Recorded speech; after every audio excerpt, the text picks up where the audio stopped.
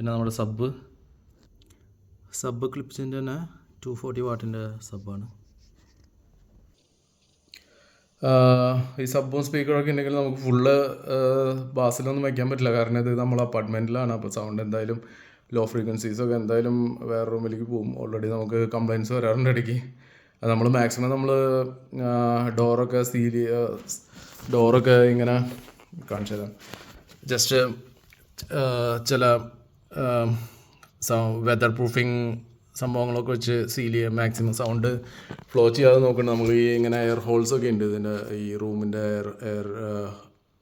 Air circulation control ചെയ്യാൻ വേണ്ടിയിട്ട്. അതിലേക്കാണ് സൗണ്ട് മിക്കവാറും ട്രാവൽ ചെയ്യുന്നത്. അപ്പോൾ നമ്മൾ ഡോറിൻ്റെ ഇങ്ങനെ വെതർ പ്രൂഫിങ്ങിൻ്റെ സംഭവങ്ങളൊക്കെ വെച്ചിട്ട് അത്യാവശ്യം നമ്മൾ സൗണ്ട് കുറേയൊക്കെ ഡെസിബിൾസ് കുറയ്ക്കാൻ പറ്റുന്നുണ്ട്. സൗണ്ട് ലെവൽ മീറ്ററൊക്കെ വെച്ചിട്ട് നോക്കുമ്പോൾ കുറേയൊക്കെ ഡെസിബിൾസ് കുറയുന്നുണ്ട് ഇങ്ങനെ സീൽ ചെയ്യുമ്പോൾ.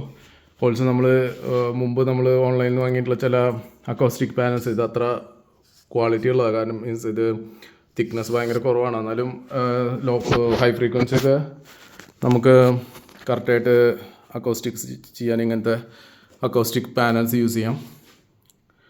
ഓൾസോ പിന്നെ നമ്മൾ ചെയ്തിരിക്കുന്നത് ഇങ്ങനെ ഒരു വലിയ പാനലും നമ്മൾ DIY ആയിട്ട് ഉണ്ടാക്കിയതാണ്. കാരണം ഇത് വുഡൻ പാലറ്റ്സ് ജസ്റ്റ് ലൈക്ക് കുറേ ഈ പലകകളൊക്കെ വെച്ച് ഇങ്ങനെ വലിയ ലഗേജസൊക്കെ വരുന്ന സംഭവങ്ങളില്ലേ, അതിൻ്റെ ഉള്ളിൽ നമ്മൾ ഗ്ലാസ് വൂളാണ് വെച്ചേക്കണേ. നമ്മൾ റോക്ക് വൂളാണ് നമ്മൾ നാട്ടിലൊക്കെ മെയിനായിട്ട് ചെയ്യാറുള്ളത്. ഇവിടെ റോക്ക് വൂൾ ആ ബ്രാൻഡിൻ്റെ എനിക്ക് കിട്ടിയില്ല. അപ്പോൾ നമ്മൾ ഗ്ലാസ് വൂളും ഇങ്ങനെ അക്കോസ്റ്റിക്സ് ചെയ്യാനായിട്ട് യൂസ് ചെയ്യും. ഇത് ഒരു 10 സെൻറ്റിമീറ്റർ തിക്നെസ് ഉണ്ട്. അപ്പോൾ നമുക്ക് ലോ ഫ്രീക്വൻസിയും അത്യാവശ്യം അക്കോസ്റ്റിക് കൺട്രോൾഡ് ആവാൻ, ഇങ്ങനെ റിഫ്ലക്ഷൻസൊക്കെ കുറയ്ക്കാനൊക്കെ യൂസ് ചെയ്യാൻ പറ്റും.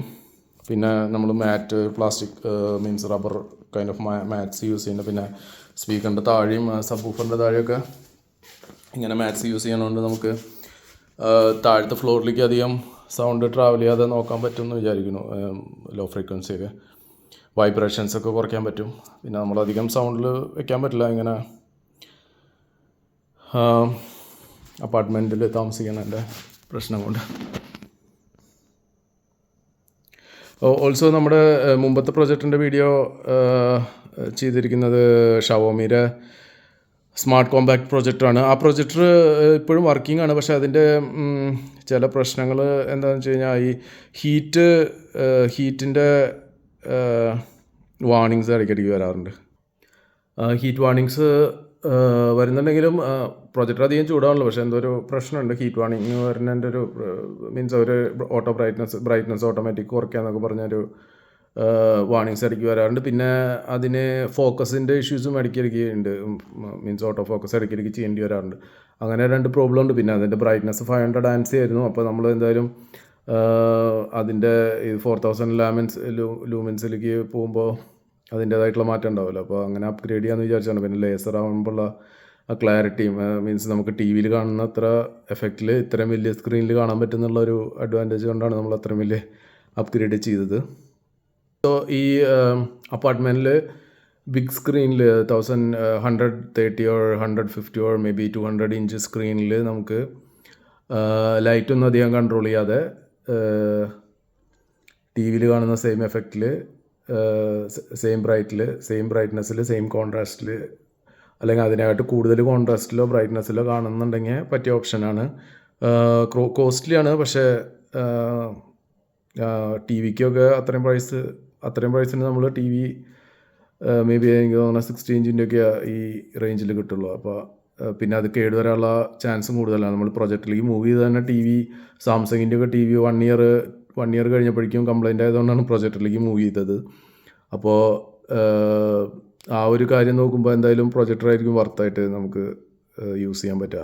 അതേപോലെ നമുക്കിത് ഹോം തിയേറ്റർ വേണമെന്നില്ല, ഇങ്ങനെ ലിവിങ് റൂമിൽ തന്നെ സെറ്റ് ചെയ്യാം. സാധാരണ TV യൂസ് ചെയ്യുന്ന പോലെ തന്നെ യൂസ് ചെയ്യാം.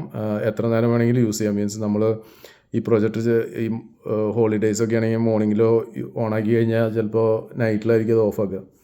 ഓൾസോ ഇതിൽ സ്ക്രീൻ ഓഫ് ചെയ്യാനുള്ള സെപ്പറേറ്റ് ഓപ്ഷൻസ് ഉണ്ട്. അപ്പോൾ സ്ക്രീൻ ഓണായി വരാൻ അതിൻ്റെ വോയിസ് ലോഡാവാൻ കുറച്ച് സമയം എടുക്കുമെങ്കിലും